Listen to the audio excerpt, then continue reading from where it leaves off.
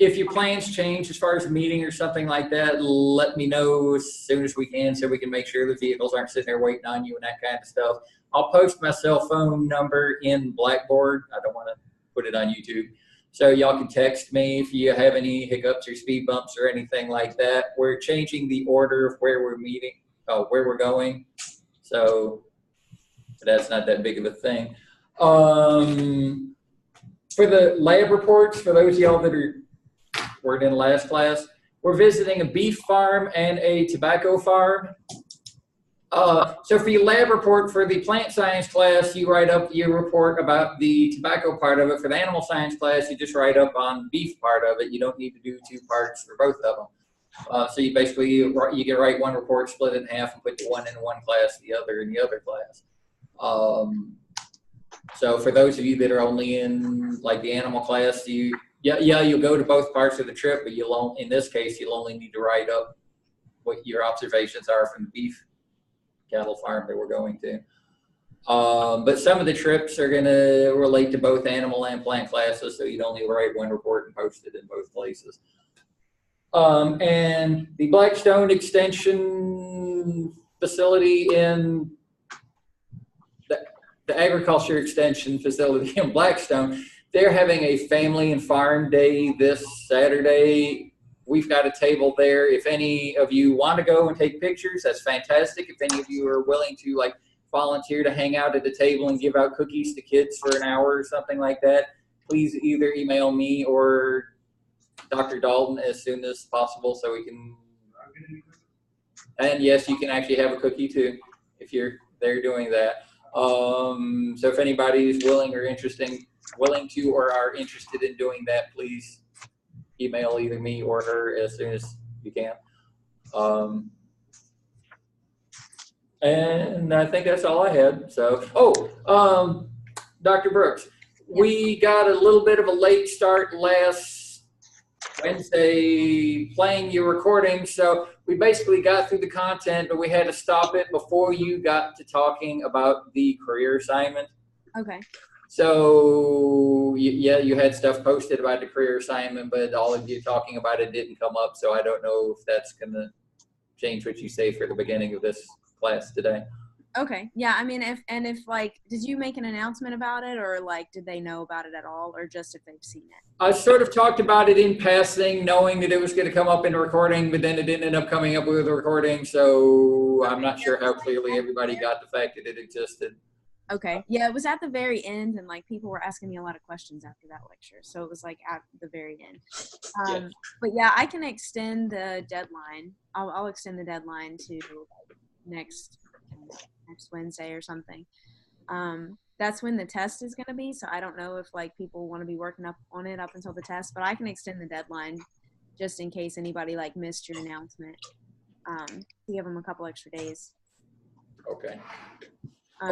Speaking of the test, when do you think you're going to have it done as far as when the online people will have it available? Because I've already gotten an email or two. Yeah, so I was thinking, I guess we would just do it like, and you can tell me your thoughts on this, like last year where it just becomes available to them the first day, like next Wednesday when the in-class people are taking it. Okay. It's available for like a week for them to take. Okay, that'll work. That sound good? Okay. Because I figured otherwise if they get it like a day early, then that's not, they could share it, or hopefully they wouldn't, but then they have access to the test early. So that was kind of my plan, and that goes into like my next announcement. I've really only heard from like 1 or 2 online students about where they're going to take the test. So if anybody, I know that y'all probably aren't listening right now, obviously, but if anybody is going to take it at a different proctored location, not at a campus site, I need to know so that I can make sure to email your proctor the password so that you can take the test. Have you heard from anybody else, Tom, about? I've heard from 1 or 2. Okay, because I emailed everybody that's online individually, and I've only heard back from like 1 person. Okay. So I saw your announcement that like if we don't hear by this Friday, we're assuming that you're taking it at one of the locations. Yeah. And so we'll be sending out the passwords to those locations. So hopefully everybody is set on that. So along with announcements, like I kind of mentioned with the career assignment, has everybody seen that online? The career assignment, that's the one about choosing your career, the requirements and stuff for that and all that? Yes. Oh. Has everybody like seen that? Do you all feel like you need more time to work on it? Because if you didn't really get the full announcement, at the last class, I'm happy to give you a couple of extra days. I just saw it. If you want it. So if some of you just saw it, do y'all want to just have that due like next Wednesday, the day that the test is? Just have it done by then? Does that work for everybody? That's fine. I'll extend the deadline then, so you'll be able to submit up until next Wednesday. And it's a really quick, you don't have to I'd like more than like a sentence, but you don't have to type like a book, so it shouldn't take you too long. But so that'll be due next Wednesday, and your first test is going to be next Wednesday as well. So today I'm going to go over Chapter 5, which is horses. And then if I have some extra time, I may try to go ahead and start Chapter 6 so that we can hopefully maybe wrap up Chapter 6 quickly on Monday and then have a little bit of a review. Because I'd kind of like to go through some of the chapters with you to kind of give you a feel for what types of questions I may ask on the exam and things like that. So does anybody have any questions or anything before we get started on that? Questions about the assignment? All good? Alrighty. Well, sorry that I don't have the updated software yet, but hopefully after this, we'll be able to see the PowerPoint better. Okay. Sorry, I have to move stuff around on my screen.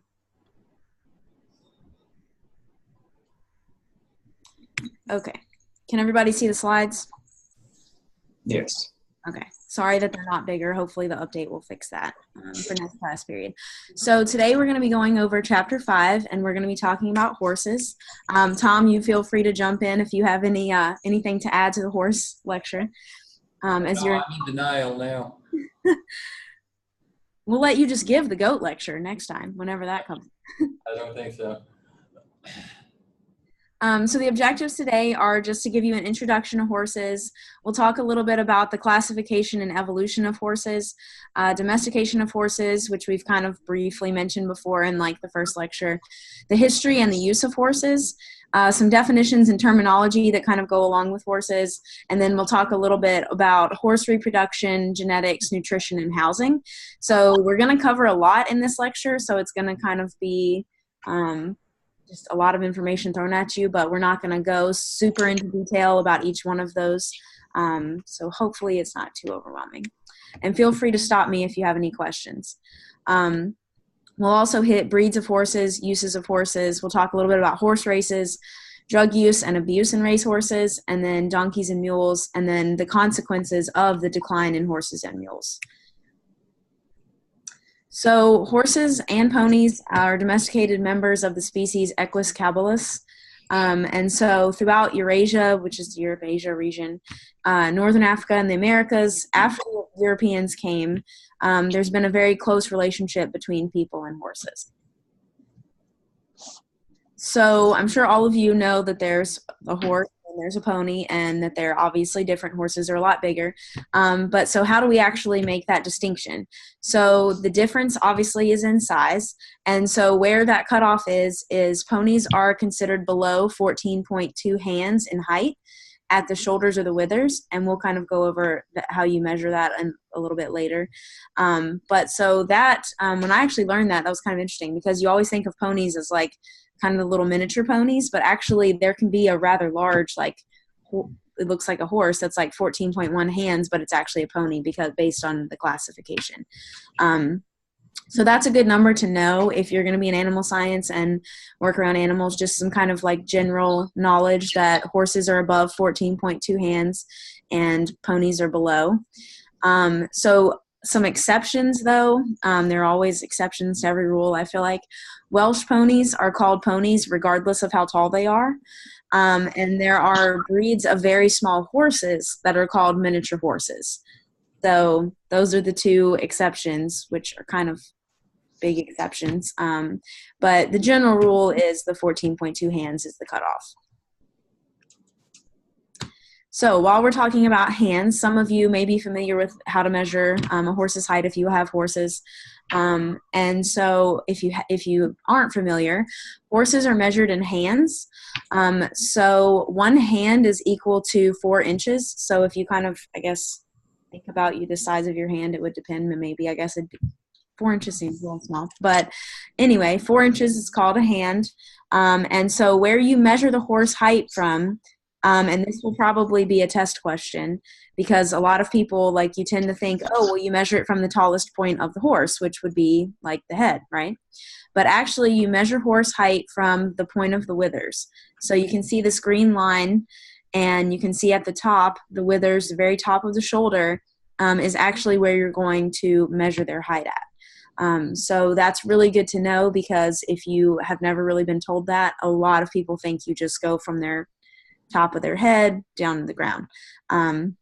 So it's the point of the withers, and one hand equals 4 inches. So just to kind of show you some breed height differences while we're talking about size of different horses, this will just kind of give you an indication of where these different breeds kind of fall. So Clydesdales obviously are huge. If any of you have ever seen them, like at a fair or anything. Actually, this past year I got to see the Budweiser Clydesdales, so that was kind of cool. But they're huge. So they're like 17 to 18 hands tall. Just kind of give you an idea. So thoroughbreds, which would be like, your race horses, would be 15.2 to 17. So they could even be as tall as like a small Clydesdale. Paint horses are typically 15 to 16. Arabians are a little bit smaller breed, so they're 14 to 15. Haflinger, 13.2 to 15, and then you have your Welsh ponies, which are called ponies regardless, are typically under 12.2, but with that exception, even if you had a taller one, it'd still be called a Welsh pony. And then miniature horses, if you've ever seen those, are super tiny, and they're under 38 inches. So that just kind of gives you an overall kind of guideline in some of the breeds. It's not all of the breeds, but just kind of to show you the differences. So we're going to talk just a little bit about how they're classified scientifically.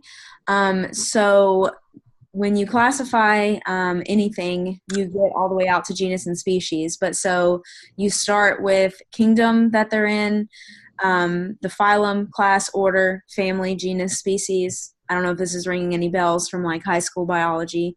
The way I was always taught to remember it was kings play cards on fat green stools. And it has stuck with me throughout life. So I got to college and I was like, oh, I remember that because of that little phrase. So that's just kind of the order that things are scientifically classified by.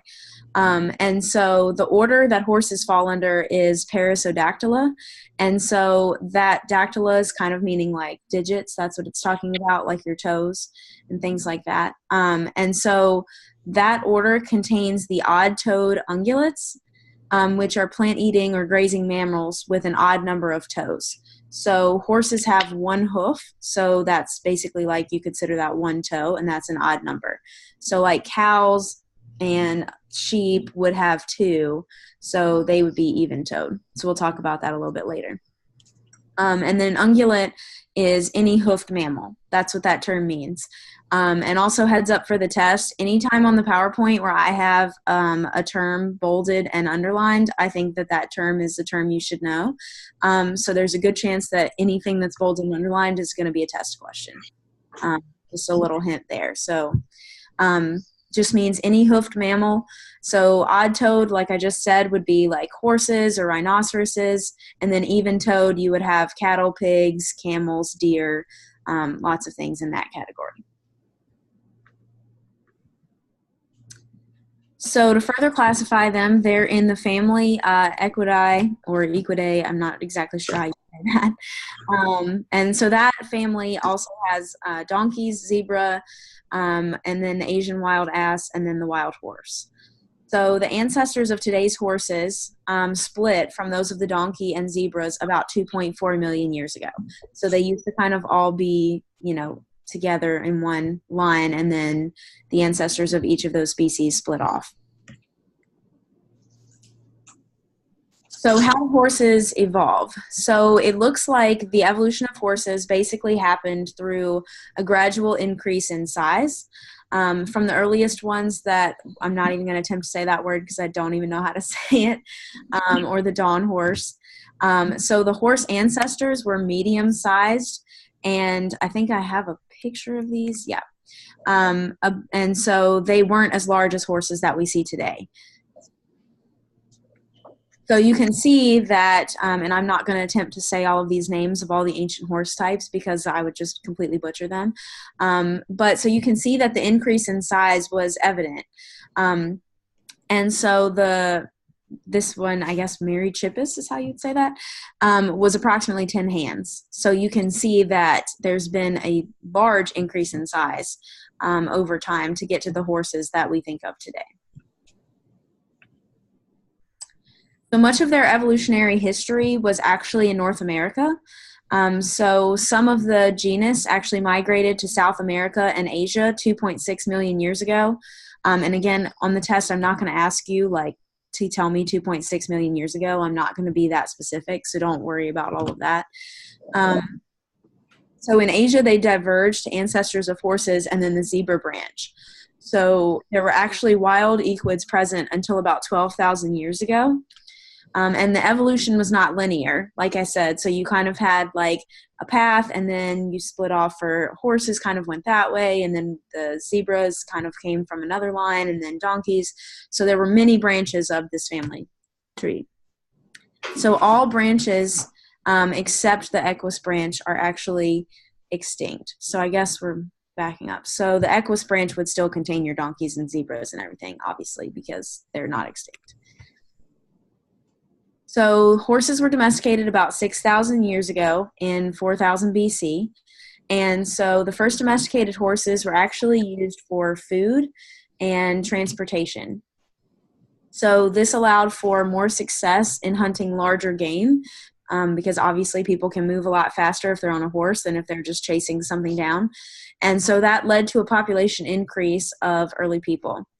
It also revolutionized warfare because horses could carry chariots to attack other groups of people.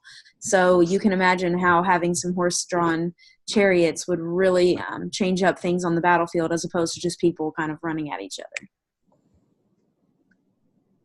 So horses it's been suggested that they played a very critical role in the spread of the Indo-European language from 4000 BC. They were used to pull chariots, like I said, in 2000 BC, and then the use of the stirrup occurred in 500 AD. And so then the first horse with a collar used for plowing was in 800 AD. And again, I'm not really going to ask you to know those dates at all. That's just kind of want to show you how the use of horses kind of changed over time. So the first domesticated horses were brought to the Americas in 1493. And so feral horses, we talked about feral. Does everybody remember what feral means from the previous lecture? Anybody? It's animals that were domesticated but then became wild again. Mm-hmm. Yep. So they live and reproduce in a wild state now, in wild populations. Exactly. So feral horses, these Mustangs, spread through Mesoamerica into North America and the Great Plains in about 1540. And so the U.S. Civil War was one of the last major wars that actually had a cavalry of horses, which is kind of interesting to think about. And so then from 1866 to 1890, horses were used on long cattle drives, especially out west. So now that we've kind of got through the background and kind of the history of the horse, we're going to kind of get more into the animal science type stuff that would be helpful. So this is just a picture showing you the external anatomy of the horse. And so I'm not going to ask you to label all of these because that's insane. There's a lot. So just a couple of things though, a couple of things I would like you to be familiar with is of course the withers, because that's where you measure height from. So I think that's a good one to know where that is. And then of course some of the other ones, like you just have the hindquarter, and the croup is always a good one, kind of the top of the very top of their tail almost. The actual top of their tail is called the dock. And so you can kind of just look at this and just kind of get familiar with it. But again, really the withers is kind of the main one that we'll I'd like you to be familiar with because it's used to measure height.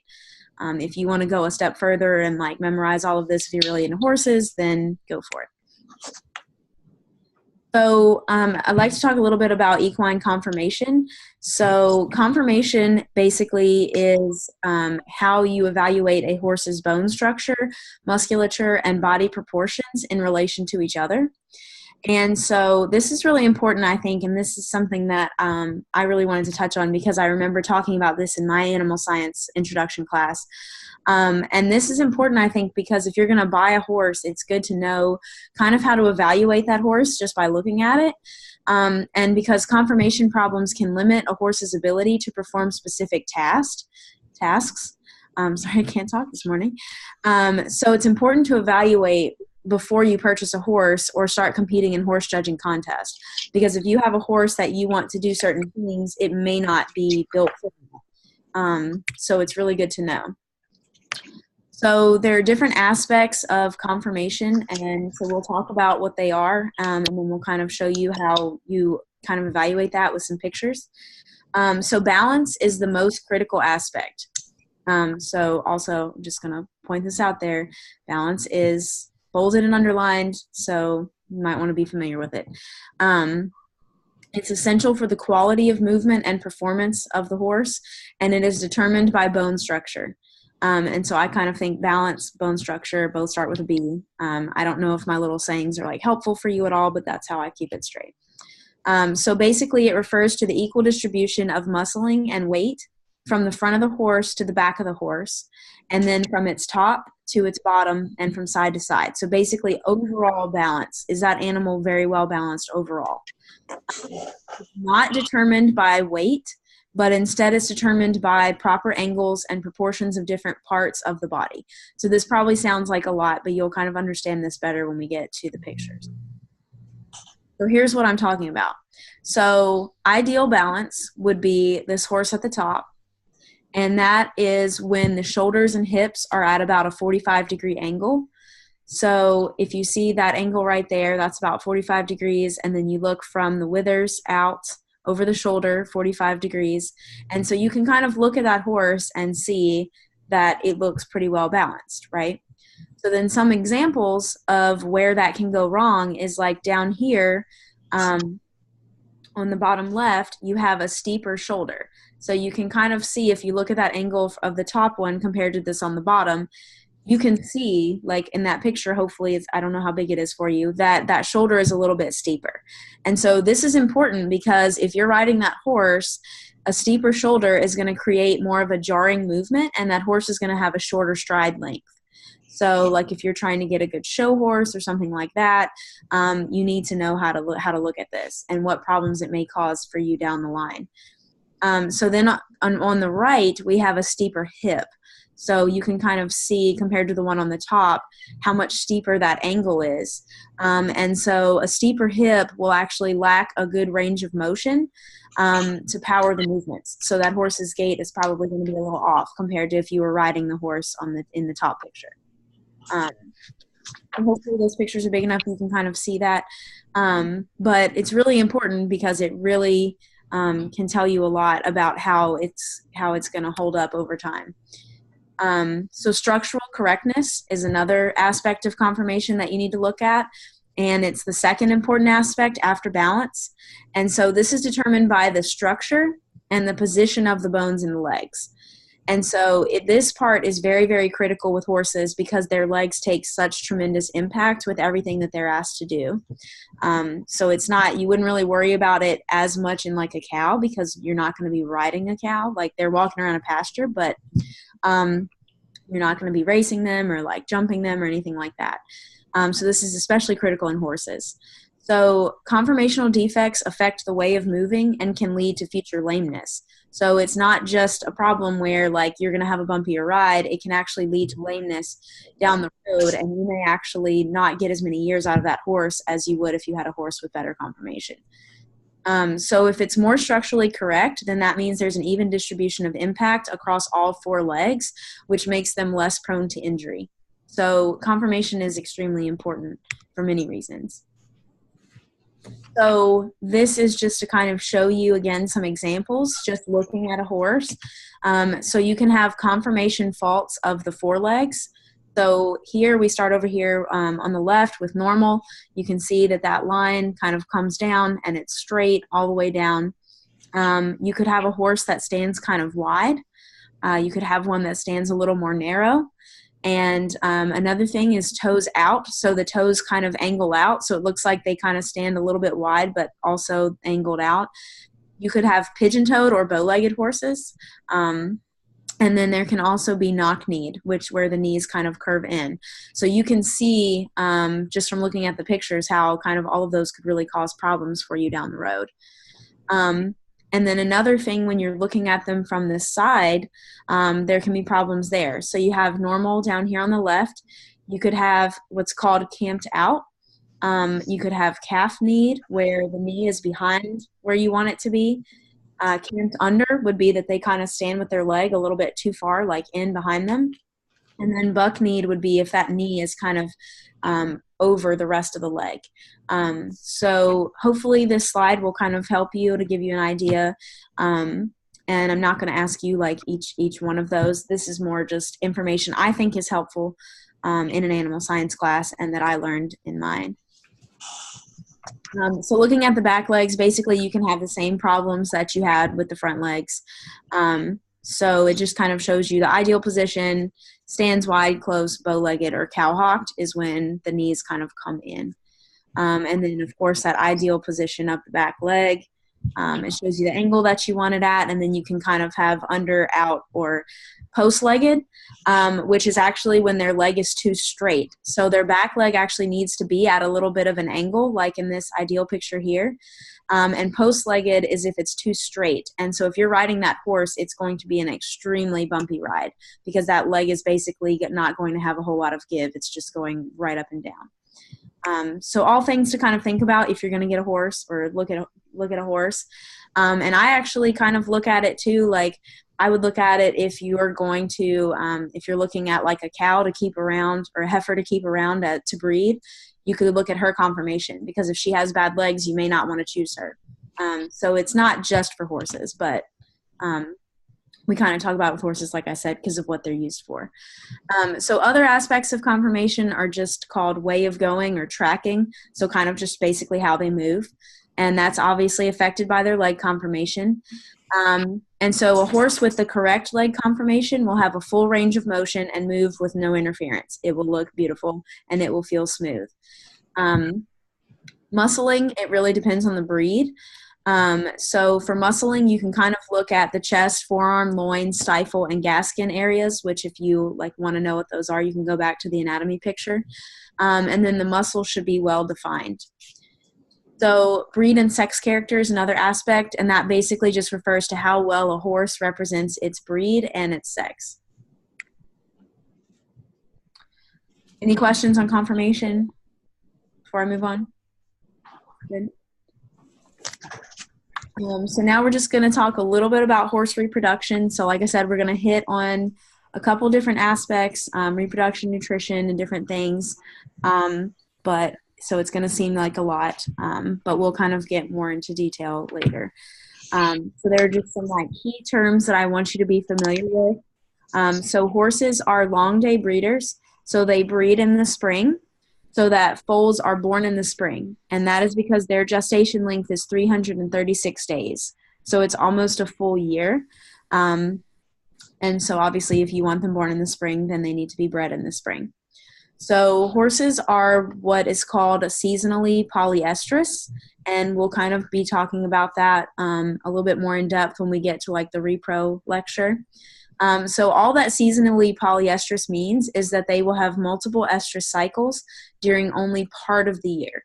So that's where, so polyestrous means basically many cycles, and seasonally means part of the year, a certain season.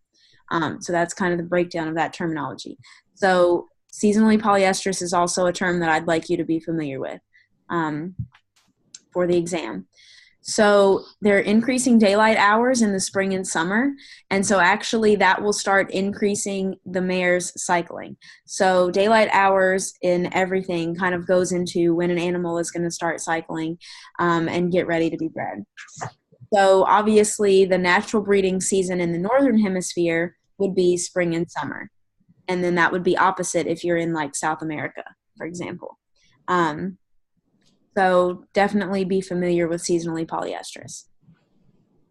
So just to go over some vocabulary that I feel like if you've had at least an intro to animal science class, you should be familiar with the proper terminology for the different types of livestock. So foaling is the process of giving birth in horses. It's called foaling. And then a newborn horse would be called a foal. A weanling would be a young horse up until its first birthday. And then after it's had its first birthday, it's called a yearling because it's 1 year old. So that's pretty easy. A filly is a female horse that's 3 years old or less. So filly F, female F, just to keep that straight. A colt would be a male horse that's 3 years old or less. A mare is an adult female horse that is 4 years old or greater. Because obviously if she's younger than 4, then she's 3, so she'd be a filly still. And then a stallion or a horse is an intact male that's 4 years old or greater. And then a gelding is a castrated adult male horse 4 years old or greater. So basically, if they are 4 or older, you use the adult term, so mare and stallion or gelding, depending on if they're castrated or not. And then if they're 3 or under, you would use filly and colt. So just some good terminology to be familiar with. They are bolded, so there's a chance that some of those could show up on the exam. So just kind of be familiar with this terminology, because if you've had an animal science class, and I will definitely say from working in the industry, people use the proper terminology. They don't say like, oh, that's a boy horse. They use the actual word. So it's really good to know if you've had an intro class. So there are some breeding challenges that you can have with horses. So especially horses that are being used for racing. Sometimes drugs are used illegally in racing, and those can interfere with reproduction. And so racing is kind of where things get a little bit tricky with horses. So the birth date of horses that's set by many breed associations in the Northern Hemisphere is January 1st. So they just decide how old that horse is, and they use that January 1st mark so they don't really look at if it was born in September of that year, how old it actually is. So breeders want foals born as early as possible in the year so that they can achieve maximum possible growth before they become yearlings. So in order to do this, breeders will attempt to breed horses outside of their normal breeding season. Because if the birth date is set for January 1st, and horses don't typically foal until what season that I just said? When do they typically foal? Spring of the year. Spring, right. So if they don't foal until spring, and you want a horse that's as old as it can be, and that January 1 is the start date, then you've already lost a couple of months in the racing world. So breeders will try to breed horses outside their normal breeding season. So that can pose challenges as well. Any questions about reproduction with horses? All good? Okay. So horses can be prone to stress, just like any animal, just like humans. So during transportation, like if you're ever moving a horse anywhere, or like during treadmill exercise in horses, which the only time I can really think of for doing that is if you're like training them for something or using them for research to kind of get information. If you go to Virginia Tech, you will hear the horse on a treadmill thing. They always showed it at the football games. It was like they did research with horses, and there was always just this clip of a horse on a treadmill, and it was just so hilarious. But I'll back up when I see that. So when horses are stressed, or really when anything is stressed, this isn't just specific to horses, blood concentrations of the stress hormone cortisol are going to be increased. And so a large percentage of performance horses will actually develop gastric ulcers that could be stress related, because performance horses would be probably transported a lot. They'd be pushed really hard. They'd be really stressed. severe stress can also change their nutritional requirements. And as a nutritionist, I will definitely say that that is true.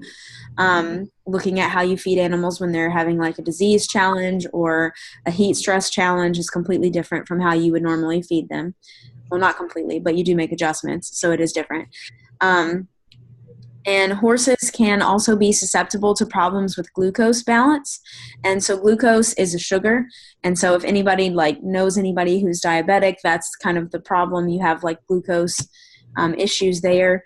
And so horses can be susceptible to problems with keeping the glucose balance in their blood at a normal level. So what are these tests that are called glucose tolerance tests will be performed in order to determine their body's ability to utilize glucose. And so basically glucose just comes from any starches that you eat are going to be broken down into glucose, and then your body is going to use that glucose as fuel to produce energy. And so horses can be susceptible to problems with that.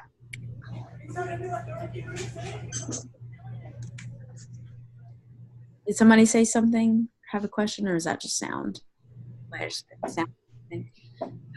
So a little bit about horse genetics. Horses have 64 chromosomes, and so the maps of the entire genome of the horse have been reported.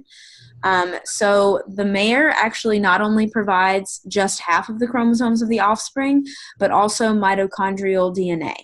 And so someone have a question? Okay, sorry. I think it's getting background noise and it's like shifting. So in most species, mitochondrial DNA is provided by the mother. So we haven't exactly gone through the cell biology lecture, but if you kind of dig deep back into high school biology and you remember the mitochondria are the powerhouse of the cell, and at one point mitochondria were actually separate, and so they have their own DNA.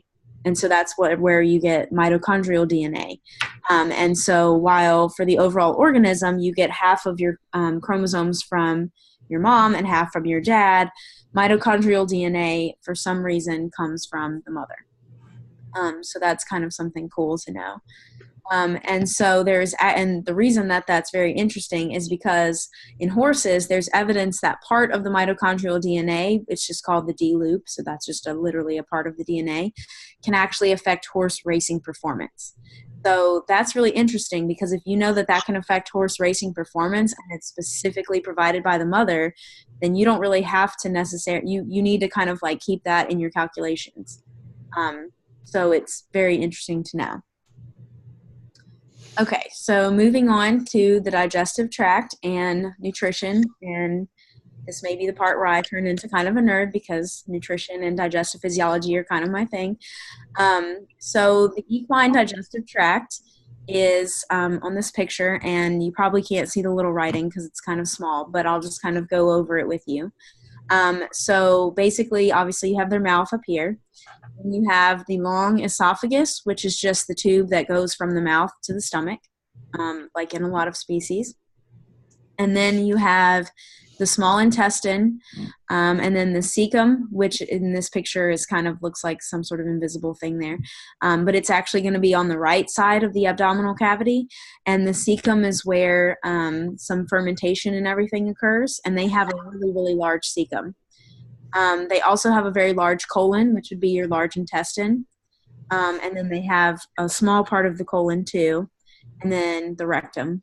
And so basically the way I think of the digestive tract is it's basically one long tube from beginning to end, because that really is exactly how it is. And so we'll talk a little bit about how horses kind of digest their food. So horses are classified as non-ruminants or monogastrics. So those two words mean the same thing. So non-ruminant just means it doesn't have a rumen, it doesn't ruminate, which like cattle do. We'll get more into that when we get to the cow lecture. But obviously if you've been around cows, they ruminate. And so they sit there and kind of like chew their cud, if you will. So horses are non-ruminants because they don't do that. And monogastric is the other term. And monogastric just means that they have basically a simple stomach. And so when I say simple stomach, that may sound weird to you right now because we haven't gone over cows first.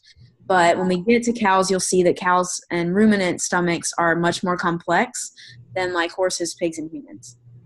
So monogastric non-ruminant means simple stomach.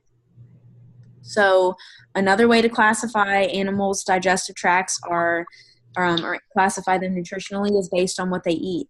So you have herbivores, which are plant eaters, carnivores, which basically eat meat, and then omnivores, which eat a diet consisting of both. So horses fall under the herbivore category because they eat a diet that consists of plants. So another way to also categorize horses nutritionally is that they are what we call hindgut fermenters. So I said the cecum is a place of fermentation, and so what that means is that you have all of these microorganisms, so bacteria, in the cecum and the colon that can break down things like cellulose in that plant material that they're eating that the horse cannot break down itself. So without these microbes, the horse would not be able to digest all of that plant material that's coming from the system. So fermentation is extremely important. So these bacteria in the cecum and the colon can actually produce what are called volatile fatty acids, or VFAs for short, and those actually can help provide energy to the horse from what it's eating way more efficiently than if the horse did not have these microbes. They can also provide microbial protein as well. So the hindgut fermentation or any sort of fermentation by these microbes is an extremely big deal because it can provide energy and protein to the animal that otherwise they wouldn't get if those microbes weren't there. And so volatile fatty acids are really important. And I remember having to know like that term. So be familiar with volatile fatty acids and hindgut fermenters, and know how horses are classified. So non-ruminant monogastrics because they have a simple stomach, herbivores because they eat plants, and then hindgut fermenters, and that's because all those microbes and fermentation is happening in what we call the hindgut, so later in the digestive tract. So if we pop back up to this picture, you can see the cecum and the colon come after, the esophagus, the stomach, and the small intestine. So it's kind of the hindgut. So when we look at cows, you're going to see that it's a little bit different, and then you'll understand why. Any questions on that? Okay. So just a little bit about horse nutrition, and this is going to be kind of similar for any animal, but meeting nutritional requirements are essential for optimum performance. So you need to make sure that that horse is being fed a complete diet that's meeting all of its nutritional requirements, and that really can also depend on what type of horse it is, whether it's being used for racing, whether it's being used for like dressage or jumping or whatever you're doing with it. So horses require energy, protein, vitamins, minerals, and water. Those are kind of the classes of nutrients that all animals require. And so in a maintenance situation, nutritional requirements can be met by hay or just grazing pastures. And so what does anybody kind of know what I mean by maintenance? Do you have any idea what that means? If a horse is in a maintenance situation? Not doing work. Right. So it's not doing work. So it's just kind of like a horse that maybe doesn't get ridden that often. It's older. It's just kind of out in the pasture hanging out. That horse just needs to eat for maintenance. It's not exerting itself, like it's not running the Kentucky Derby, all the time. So if it's not being pushed or really used a lot, then it's just a maintenance situation. And hay or grazing pasture should meet their nutritional requirements. So good grasses for pastures for horses include orchard grass, reed canary grass, and brome grass. And then for performance, so like any sort of, if you're pushing them to do any sort of event or show horse or anything like that, and then pregnancy, lactation, and growth would need added concentrates. And that's because every single one of those stages is not really maintenance. So in pregnancy, they're having to feed themselves as well as the baby. And then in lactation, they're having to produce a lot of milk. So they need a lot of energy for that. And then growth, of course, they're growing. So they're going to be putting on a lot of muscle and things like that. And so they're going to need concentrates supplemented into their diet. So concentrated feeds contain cereals, so like the cereal grains that I've talked about, such as oats, corn, or wheat, as an energy source. So another important nutritional tool that I always like to talk about, and it's really important, and I still talk about it a lot in my current job, is body condition score of animals. So body condition score is extremely important, and it's important to know how to do this and to look at an animal and assess whether it's too thin or too fat. And I know that sounds like it would be simple because you're like, oh, if I see the bones, it's too thin, and then you can tell if it's too fat. But there are ways that you can kind of, with body condition score, you can look at it and you can kind of start to tell before it gets too far. So body condition score is a useful management tool for determining the needs of livestock. And so it's actually a specific tool that focuses on critical areas of the body. And so it's based on palpable fat, so like fat that you can actually touch, and then the visual appearance of that animal. So for horses, body condition score usually ranges from 1 to 9, depending on which scale is used. That's why I said usually, because there are different scales for like every species. There are scales that are commonly used, and then there are others. So it just depends on what scale you're using and how specific you want to be. So 1 to 9, you can see, would give you way more options than just skinny, good, and then fat. It really breaks it down into, okay, where is this animal on the scale of thin to fat. So the ideal score for horses would be a 5 or 6. And so brood mares, ideal would be 5 to 7 for optimum reproductive efficiency. So body condition score is extremely important in general, but especially if you have an animal that you're going to breed, you really, really need to evaluate it then. I know like with pigs, we evaluate it while they're in gestation because of something as simple as if you have a fat sow, then she could crush more piglets, or she may have more stillborns. Just an example of how it can actually really affect production if body condition score isn't managed properly. And it can affect reproduction for sure. So this just kind of shows you horse body condition score and how that 1 to 9 range would look like.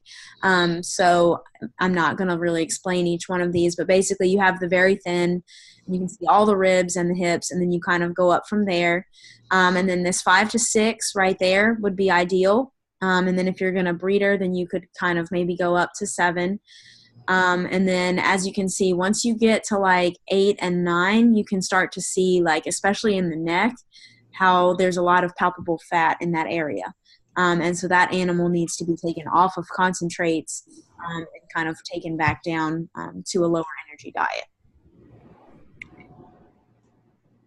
So how are horses housed? So horses require shelter for protection against adverse weather, so like cold rain, sleet, snow, extremely low temperatures. So you want to make sure that you have a shelter on land that is very well drained and provide dry storage for their feed and their tack, so like their saddle and bridle, any equipment that you have that goes with the horse. And you want to make sure that their feed is kept dry so that it doesn't get moldy and gross, and then that causes a whole other host of problems. So you would want to cover any clay or wood floors of stalls with wood shavings, sawdust or straw for bedding, and cushion for the horse's hooves, because obviously if they're just going to be on concrete all the time or anything like that, it's going to be really hard on their hooves. And then you want to make sure that you clean the stalls to remove any soiled bedding. So you want to clean stalls pretty regularly. So there are a lot of different breeds of horses. So the most popular breeds in the U.S. are the quarter horse, the thoroughbred, the standardbred, Appaloosa, and Arabian. And so these breeds actually represent 75% of all registrations in the U.S. So all breeds that are, of all the breed registrations that happen, 75% of them are within those 5 breeds. So there are a lot more breeds that we're not going to cover, but these are the 5 most popular in the U.S. So the quarter horse is a light horse breed. It's the #1 horse breed in the U.S. And so its foundation stock is the English thoroughbred and the native Chickasaw horse. So in colonial times, horse racing was actually starting to become popular. And races at the time were a quarter mile or less. And so they wanted a horse that was really good at sprinting, or what they called a quarter miler. And so that's kind of where quarter horse came about. So these horses were used for riding, showing, racing, and as stock horses.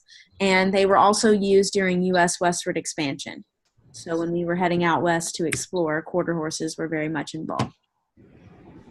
So quarter horses can come in many different colors. Like I said, they can be used for many different purposes, riding, showing, racing, as well as stock horses. Their breed association is the American Quarter Horse Association, and there are over 3 million horses that are registered with that association. So the thoroughbred is considered a hot blood, kind of highly spirited breed. They're also considered a light horse. So light horse means they're not going to be like giant Clydesdales that are more of a heavy, like workhorse type. They're kind of more of a light horse you would ride. So they are the main breed that's used for race horses. So in the United States, they just race on the flat, on flat ground. And then actually in the United Kingdom, they'll be used for steeplechasing, where they do more jumping. And they're also used for dressage by the U.S. Olympic team. Their foundation stock that they come from were English mares that were bred with 3 imported Arabian stallions. And you can kind of see, just compared to the quarter horse is like a lot of muscle. It's very well balanced. And then you kind of look at the thoroughbred and you can see like they're a little bit like taller and kind of, they look a little skinnier and kind of a longer neck, I think. So just to kind of see some differences. So that, to me, that looks like that kind of comes from the Arabian genetics. So they're usually 15.2 to 17 hands, so they can get pretty tall. And they also come in many colors. So the standard bred is another breed that's used in the U.S., and it's a light horse breed as well. And so it originated in the U.S. as a harness racing horse. So not your typical horse race that you think of where the jockey is actually on the horse. This is more like you see in this picture, where they're kind of pulling a little cart. I'm sure there's an actual term for it. Their foundation stock was the Narragansett Pacers, Canadian Pacers, the English Thoroughbred, Norfolk Trotters, Hackneys, and Morgans. So lots of different genetics are going into the standard bred. And so they kind of have a very interesting gait because of all of that. And so they are between 14.1 and 17 hands. And they can come in bay, black, brown, chestnut, gray, and roan. And so the major pacing event would be the Meadowlands Pace. So Appaloosas are another very unique breed, I think. I think they're really pretty. And they are known for their distinctive dark or mottling spots in their coat. So they almost kind of look like a Dalmatian horse. They originated in the northwest of North America, likely descended from light horses that were brought by the Spanish to the Americas. And they can be used for pleasure riding, showing, racing, parades, and as well as stock horses as well. So with registering an Appaloosa, a registered Appaloosa must have 2 Appaloosa parents or 1 Appaloosa parent plus a parent from an approved breed. So it gets a little bit specific if you want to register an Appaloosa. So the Arabian, if you remember, I said the thoroughbreds they have some Arabian in their genetics. And if you look at this picture, I feel like you can kind of see a little bit of that. So the Arabians are one of the oldest breeds of horses, and they're a little bit smaller. So they're like small to medium in size. So they're like 14.1 to 15.1 hands. Remember, 14.2 is the cutoff between horse and pony. So you could have some Arabians that are technically ponies. But some, obviously, now are between 15 and 16 hands. So you can have some bigger ones. It just kind of depends on who's breeding them and what they're breeding them for. So they're mainly bay, gray, or chestnut with a few white or black in color. They're a very versatile breed of light horses, meaning they can kind of do a lot of things. So they're used for light cavalry, pleasure riding, dressage, racing, showing, long-distance racing, and as stock horses. Just to mention some other breeds, those are, like I said, the main 5 that are really popular in the U.S. You're going to have your miniature horses, which are defined by height by the American Miniature Horse Association. And so they're defined as not more than 34 inches at the withers. And so that's actually how, so like I know I think earlier on the little breed height chart, I think it said like 38, but the Horse Association defines them as 34 inches. So like if you were going to register it or do anything with the association. Ponies are good for children learning to ride. There are a lot of breeds, including the Shetland and Welsh ponies. Tennessee walking horses are another breed that are good for all ages and levels of experience, and they're mainly found in Tennessee, hence the name. And then Clydesdales, like we talked about, are your draft or heavy horses that are going to be over 18 hands in height, so they're going to be extremely large. So how do horses move, and what are the different gaits called? So first you have walking, obviously, which is just going to be 1 foot off the ground at a time, and they're going to go in a sequence. So they're going to move their left hind leg, followed by their left front, then their right hind leg, followed by their right front in a regular beat. So it's just 1, 2, 3, 4, they're walking. And that's usually going to be about 4 miles per hour. So the gait up from walking is trotting, and that is going to be a 2-beat diagonal gait. So their left front and right rear legs are going to move together, and as do the right front and the left rear. So it's just going to be 2 beats because you're having like 2 legs hit at once and then the other 2 legs hitting at once. So it's instead of a 4-beat, it's a 2-beat. And that's going to be about 8 miles per hour. Of course, those how fast you're moving could depend on the horse that you're on. After trotting, you have cantering, which is a 3-beat gait. So you have 3 legs that are moving forward in the air that are not in contact with the ground at the same time. And either of those back legs could be propelling the horse forward. So walking, 4-beat gait, trotting, 2-beat gait, and then cantering is a 3-beat gait. But cantering is faster than trotting. So galloping is just all out. They're booking it. It's a 4-beat gait that's used in horse races, and they can get up to like 55 miles an hour, maybe even faster if you're like Secretariat or something. So the maximum speed of a quarter horse is about 55 miles an hour, which is really fast if you think about how fast you can drive. Like you can drive that in a car. It's pretty fast for an animal. So we've already hit on this mainly, but just to kind of sum up the usage of horses, they can be used for horse racing, horse shows, rodeos, pleasure riding, endurance riding. They can be used as work animals for herding cattle or used as like police horses or things in cities, and then as carriage horses. And you may think that people don't use horses for work as much in the U.S., but they do some out west to kind of round up the cattle. But when I was in Europe, actually this past December, I saw them using like a horse and a plow still in some areas of some countries. So they're definitely still used for that. So what's the economic and social impact of horses? So in 2005, there were around 3.6 million horses and ponies in the U.S. So this has a large social and economic impact.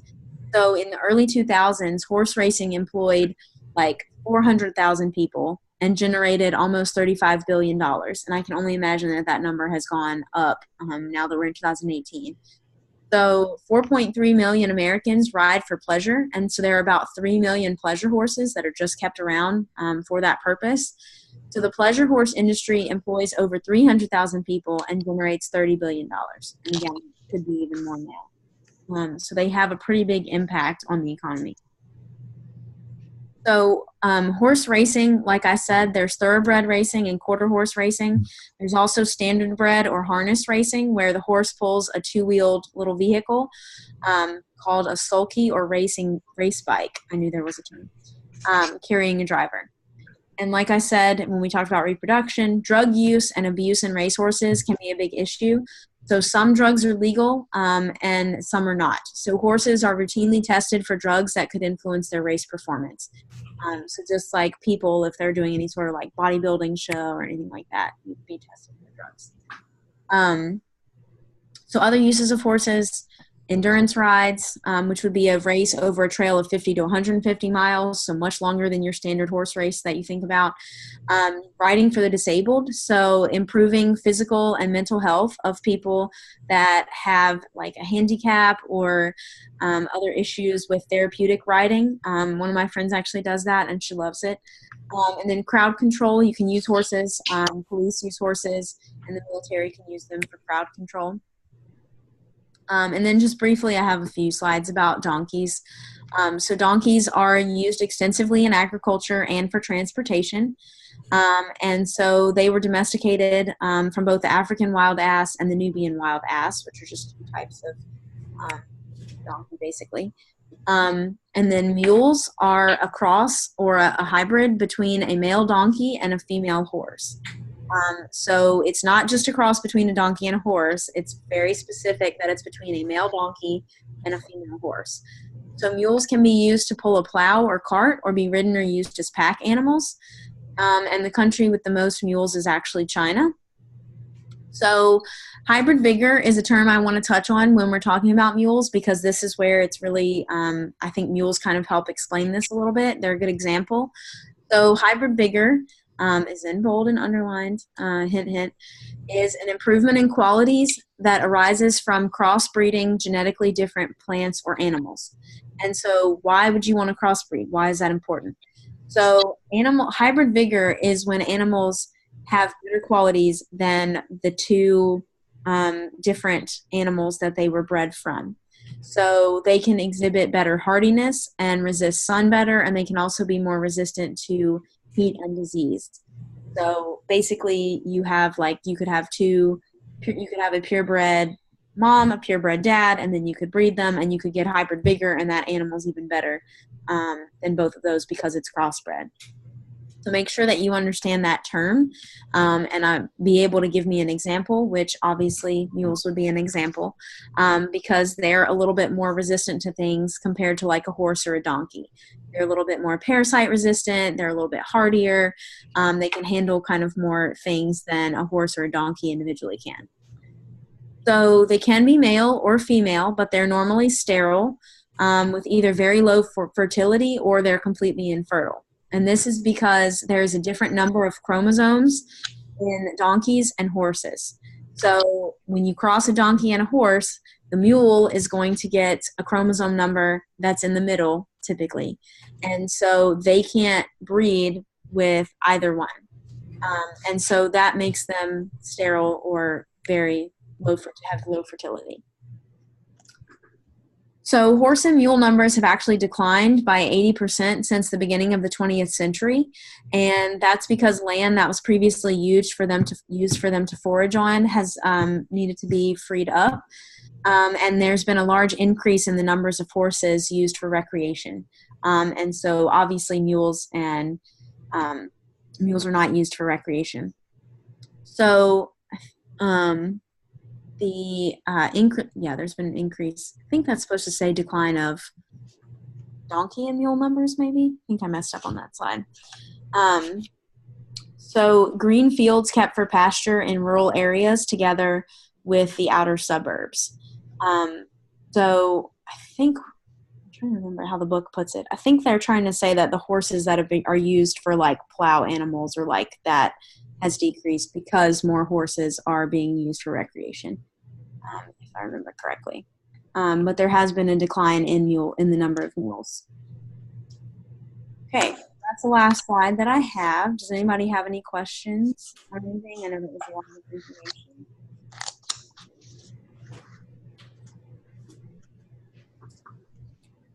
No questions? Okay. Well, if you don't have any questions, I'm going to extend the deadline for the career assignment to September 12th. And September 12th will be your first exam. I'm not going to go ahead and start the CAT lecture today because I know we only have like a few minutes left and I don't really want to get into that today. So we'll try to get through it quickly on Monday and then leave some time for review.